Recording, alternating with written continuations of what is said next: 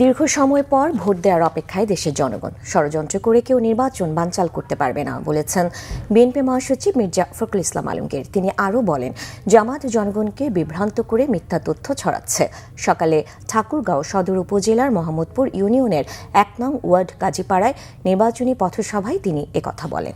মির্জা ফখরুল বলেন, মা বোনেরা যারা এনজিওতে সুদের ঋণ নিয়েছেন কিস্তি দিতে হচ্ছে, বিএনপি ক্ষমতায় আসলে সেই কিস্তির দায়িত্ব সরকার নেবে এবং নারীদের জন্য ফ্যামিলি কার্ডের ব্যবস্থা করা হবে। বলেন, বিগত ১৭ বছর দেশের মানুষ ফ্যাসিস্ট শাসনের নির্যাতন ও নিপীড়নের শিকার হয়েছে। সেই অন্ধকার সময় পেরিয়ে এখন জনগণের হাতে আবার দেশের ভবিষ্যৎ নির্ধারণের সুযোগ এসেছে। তাই ভুল করার সুযোগ নেই, সঠিক সিদ্ধান্ত নিতে হবে।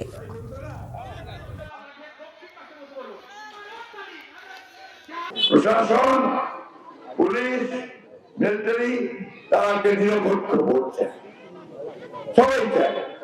তাহলে আমাদের একটা সুযোগ আসছে, এই সুযোগে আমরা সঠিকভাবে আমরা প্রত্যেকেই আমাদের ভোটটা দিতে পারবো, তাই নয়?